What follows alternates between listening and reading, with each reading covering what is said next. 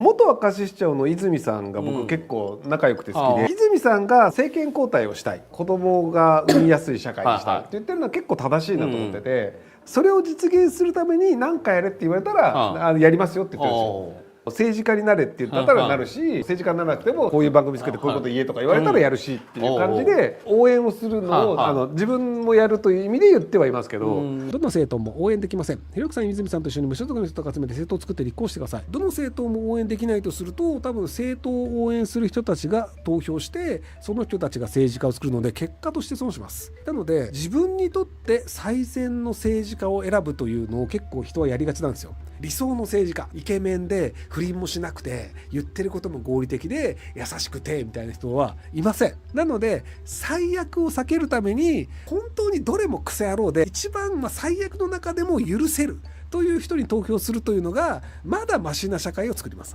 日本はフランスのように政治で出生率を上げることができると思いますから、高い責任は無理とおっしゃってましたが、どの政党だって思いますか。またひろゆきさんが政策する担当するのは何しますか。どの政党でも無理ですね。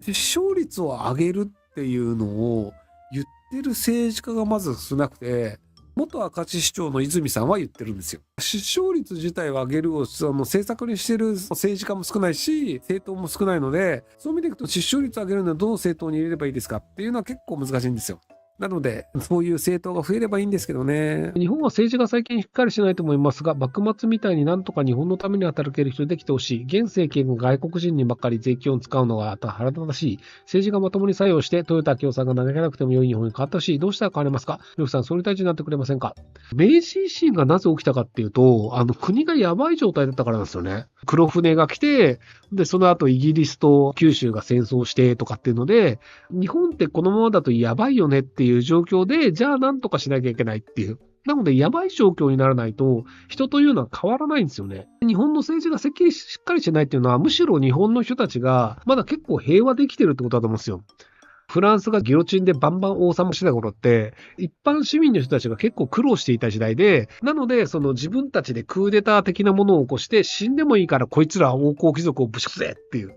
でも別に今の人たちってクーデターを起こして死んででも何とかしなきゃいけないというほどやっぱり民衆は困ってないと思うんですよね。なのでそういう意味でいくと長期的にはかなりやばい状況になるよねと思ってもいながら徐々に悪くなっているだけなのでそんなに困ってないっていう現状だと思うんですよね。今年 0.5% 人口減ってるんですよね。83万人だか86万人だか。日本人減ってるはずなんですけど、っていう感じで毎年毎年人口がどんどん減ってるという状態になっていて、ただ外国人は自民党が増やしているので、日本人ではなくて日本に住んで働いている人の量だとそこまで減らなってるように見えないんですよ。っていう形で、どんどん僕から見ると悪化はしてるんですけど、とはいえ表向きはそこまで歪みが出ないようになってるので、結果として問題がどんどん先送りになるというのが続いているので、先送りになっているものがそろそろもうまずいよねっていうふうに、日銀が利率を上げるかどうかっていうのがあって、金利を上げない限り、アメリカの金利が高いので、円安という構造がずっと続いてしまうんですよ。金利を上げることによって、そこを止めるんじゃないかというのがあるんですけど、ただそこで金利が上げられないのであれば、じゃあ、円安のまま続くよね。金利上がらないんだから、ドルに変えて、ドル貯金とかにした方がいいよね。円で持ってるだけ損だよね。っていうことになっちゃうので、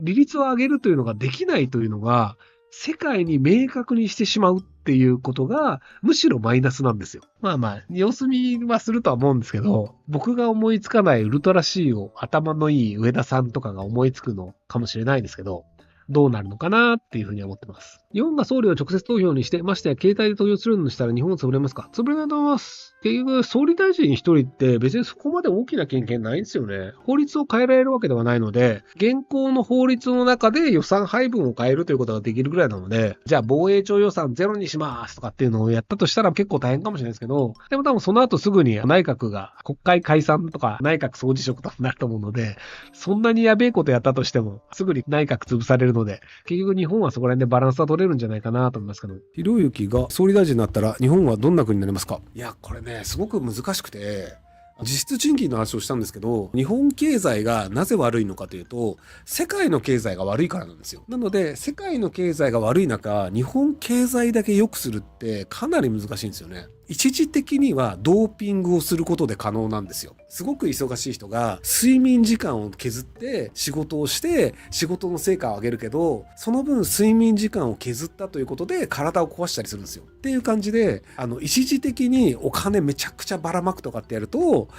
金は増えるんだけど、ただそれは日本自体がお金を稼ぐ能力が上がったわけではないので、結果として苦しくなっちゃうんですよ。長期的には日本が外国の人に買ってもらえる商品をいかに増やすかというのをやらなきゃいけないんですよ。国内の需要が大きいから日本は内需だけでやれるんだって言ってる人いるんですけど、これ間違いです。日本は基本的には石油を買って肥料を買ってっていう形で、エネルギーだったり食べ物だったり食べ物を作るための肥料だったりを輸入しないと成立しないので、人口が1億人いるので日本の中で動くぐるぐる回る内需自体大きいんですけど、基本的には外国に物を買ってもらって外国から石油だったり磷鉱石だったりっていうのを輸入しないと先進国として成立しない国なんですよ。一時的なドーピングでお金バーンって配るってやったとしても、日本が稼ぐ能力自体が増えてるわけではないので、また貧しくなっちゃいますよっていうのがあるので、なかなか難しいと思うんですけど、僕はベーシックインカムにするんじゃないかなと思います。労働組合や総監みたいに非力者が集まって取引先をコントロールしたら国会にある程度の影響を及ぼせるね。理論的には及ぼせますね。それの割合が 0.00001% とかであれば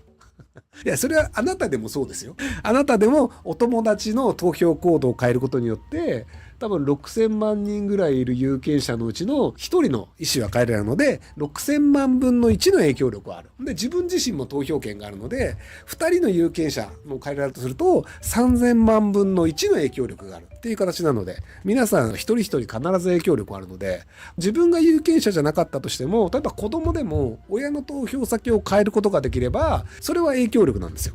有権者の人はそもそも1票を持ってるし、でそうじゃない人は周りの人に影響を与えるっていう形でコントロールできるので、もしコントロールしたい人は皆さん頑張ってみてください。ひろゆきさんの考える優秀な政治家と優秀ではない政治家の違いを教えていただきたいです。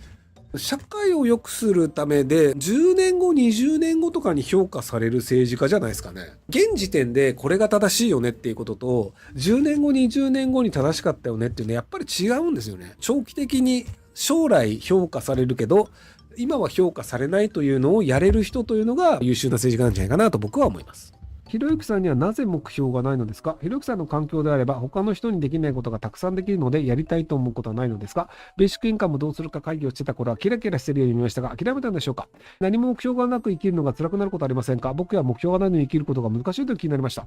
何か勘違いしていらっしゃるんですけど、ベーシックインカムを実現するにはどうすればいいか会議っていうのを始めたのは多分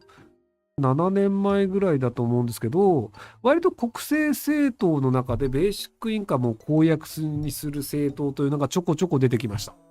子供産んだら1000万円あげた方がいいんじゃねえみたいなことを僕言い始めたんですけど、それを言い始める政治家志望の人とか出てきましたっていうのがあるので、なので割と僕は実現に近づいてるんじゃないかなと思ってるので、とはいえ別になんか僕が言ったからといって日本の政策になるわけではないので、言い続けることでちょっとずつそれが正しいよねって思う人が来て、でそれを公約にする人が出てきて、でそういう政治家が受かって、でそういう人たちがどんどん増えると、結果としてその国会議員の中でもその法案作った方がいいよねっていう人が出て、ようやく法案になるってやつなので、徐々に進んでるんじゃないかなというふうに僕は思ってたりします。もし将来政治家になりたくて YouTube を始めれば、ひろゆきさんならどんなコンテンツを始めますか？私的に一般人が政治家になるなら今インフルエンサーで成功するのが一番近道だと思ったんですが、国家情報局なども創設されるのでコンテンツ前です。政治家になれた例でいくと、生主である横山みどりさんとか、あとはヘズマリュウさんが奈良の市議会議員だったりとか、なので知名度を上げるが結構大事で、言ってることが正しいかどうかとか頭がいいかどうかってあんま関係ないですよね。知名度と拡散だけでいけんじゃないかな。湘南の隣の平塚市だっけ、平塚市の議員の方で平塚 YouTuber みたいなのをやってて、登録者数が2万人ぐらいで受かった人いるんですよね。平塚の人しか見ないんだけど登録者数2万だからねでも平塚の人はやっぱり自分の街の情報を流されると見ちゃうじゃんだから平塚の中ではね、知名度が異常に高くて、他の地域は全然知らないんだけど、なので選挙出たら受かったって人もいたりするので、受かりたい地域があるんだったらもうその地域だけの YouTuber なんていうパターンもあるんじゃないかなと思います。ご視聴ありがとうございます。